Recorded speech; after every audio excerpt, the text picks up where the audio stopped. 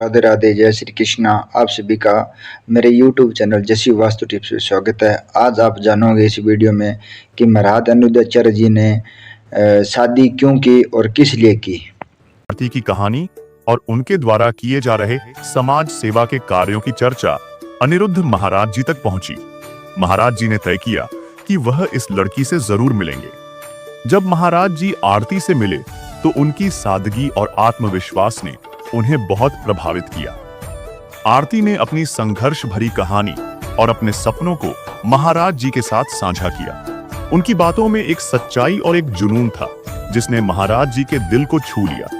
आरती ने महाराज जी से कहा कि इंसान के पास अगर दृढ़ इच्छा शक्ति हो तो वह किसी भी बाधा को पार कर सकता है। गरीबी, कठिनाइयां और समाज की रुकावटें किसी को नहीं रोक सकती अगर इंसान अपने सपनों के प्रति समर्पित हो।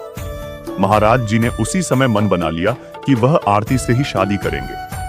2010 में अनिरुद्ध महाराज जी और आरती तिवारी की शादी बड़े ही धूमधाम से हुई। शादी के बाद आरती को गुरु मां का नाम मिला। यह शादी न केवल दो लोगों का मिलन था बल्कि यह एक नई शुरुआत थी। गुरु मां ने शादी के बाद भी समाज सेवा का काम नहीं छोड़ा। उन्होंने अपने अनुभवों और संघर्षों को एक प्रेरणा के रूप में इस्तेमाल किया और गरीब और पिछड़े वर्ग के लोगों की मदद करना शुरू किया। आज अनिरुद्ध महाराज जी और गुरु मां एक खुशहाल जीवन जी रहे हैं। उनके 2 बच्चे हैं जो स्कूल में पढ़ाई कर रहे हैं। महाराज जी धार्मिक कार्यों और परिवार दोनों को अच्छे से संभालते हैं। गुरु मां ने अपने जीवन के संघर्षों को कभी नहीं भुलाया। वह आज भी समाज सेवा में सक्रिय हैं और शिक्षा के क्षेत्र में काम कर रही है। उनका मानना है कि शिक्षा और जागरूकता ही समाज को बदलने का सबसे बड़ा जरिया है। गुरु मां और अनिरुद्ध महाराज जी की यह कहानी हमें सिखाती है कि कठिन परिस्थितियों में भी हार नहीं माननी चाहिए। अगर इंसान में मेहनत और दृढ़ संकल्प है तो वह किसी भी मुश्किल को पार कर सकता है। यह कहानी संघर्ष, समर्पण और प्यार की एक ऐसी मिसाल है जो हर किसी को प्रेरित करती है। दोस्तों, यह थी गुरु मां और अनिरुद्ध महाराज जी की प्रेरणादायक कहानी। इस कहानी ने हमें सिखाया कि संघर्ष और दृढ़ संकल्प से जीवन में बड़ी से बड़ी बाधा को भी पार किया जा सकता है। गुरु मां की मेहनत, त्याग और समाज के प्रति उनका समर्पण वाकई काबिले तारीफ है।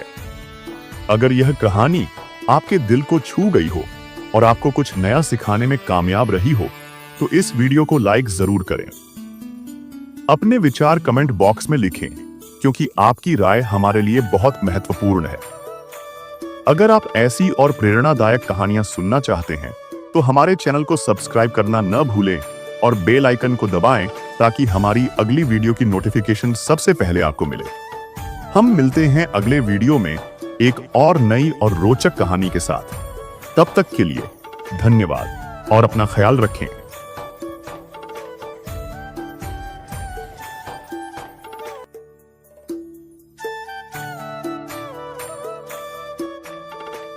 दोस्तों, क्या आप यकीन कर सकते हैं कि एक साधारण और गरीब गांव की लड़की ने ऐसी कहानी लिख दी जिसने अनिरुद्ध महाराज जी जैसे बड़े धर्मगुरु को शादी का प्रस्ताव रखने पर मजबूर कर दिया।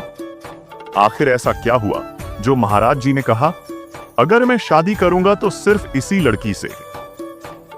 इस वीडियो में हम आपको बताएंगे कि कैसे गरीबी और संघर्षों के बीच पली बड़ी आरती तिवारी आज गुरुमान बनकर करोड़ों दिलों पर राज कर रही है। ये सिर्फ एक शादी की कहानी नहीं बल्कि जुनून, त्याग और बदलाव की मिसाल है। अगर आप सच्चे संघर्ष और प्यार की अनसुनी दास्तान जानना चाहते हैं तो इस वीडियो को 1 सेकंड भी मिस मत कीजिए क्योंकि ये कहानी आपकी सोच को बदल कर रख देगी। लेकिन आगे देखने से पहले महाराज जी के सभी भक्त चैनल को सब्सक्राइब करके कमेंट में राधे राधे जरूर लिखें। यह कहानी एक साधारण लड़की आरती तिवारी, जिन्हें आज पूरा समाज गुरु मां के नाम से जानता है, और अनिरुद्ध महाराज जी की है। यह सिर्फ एक विवाह की नहीं बल्कि संघर्ष, त्याग और समाज सेवा की ऐसी दास्तान है जो न केवल प्रेरित करती है बल्कि यह दिखाती है कि दृढ़ इच्छा शक्ति और सच्चे समर्पण से सब कुछ संभव है। आरती तिवारी का जन्म धर्मपुर नामक एक छोटे से गांव में हुआ था। उनका परिवार बेहद गरीब था। उनके पिता एक छोटे किसान थे जिनके पास बहुत सीमित जमीन थी। इस जमीन पर खेती करना ही उनकी रोजी रोटी का एकमात्र जरिया था। लेकिन खेत की मिट्टी उपजाऊ नहीं थी और बारिश समय पर न होने के कारण फसलें अक्सर बर्बाद हो जाती थीं।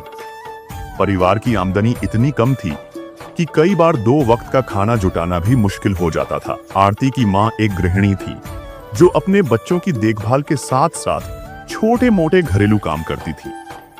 लेकिन इन सब कठिनाइयों के बावजूद आरती के माता पिता ने अपनी बेटी की पढ़ाई को प्राथमिकता दी। आरती के अंदर बचपन से ही शिक्षा के प्रति एक गहरा जुनून था। आरती ने अपने गांव के सरकारी स्कूल में पढ़ाई शुरू की। स्कूल की स्थिति बहुत खराब थी, न ढंग की किताबें थीं, न सुविधाएं। लेकिन आरती ने इन बाधाओं को अपनी पढ़ाई के बीच कभी नहीं आने दिया। वह अपने सहपाठियों से आगे थी क्योंकि उनका ध्यान हमेशा पढ़ाई पर केंद्रित रहता था। स्कूल के बाद आरती घर के कामों में अपनी मां की मदद करती थी। वह खाना पकाती, छोटे भाई की देखभाल करती और रात में दिए की रोशनी में पढ़ाई करती। उनके पास नई किताबें खरीदने के पैसे नहीं थे, इसलिए वह पुरानी किताबों और अपने दोस्तों से उधार ली गई किताबों से पढ़ाई करती थी। जब आरती ने 10वीं की परीक्षा पास की और अच्छे अंकों से उत्तीर्ण हुई तो पूरे गांव में उनकी चर्चा होने लगी। यह वह समय था जब गांव में लड़कियों को ज्यादा पढ़ाई करने की इजाजत नहीं थी। आरती की मेहनत और लगन ने उन्हें आगे की पढ़ाई के लिए प्रेरित किया। लेकिन समस्या यह थी कि गांव में आगे की पढ़ाई की कोई व्यवस्था नहीं।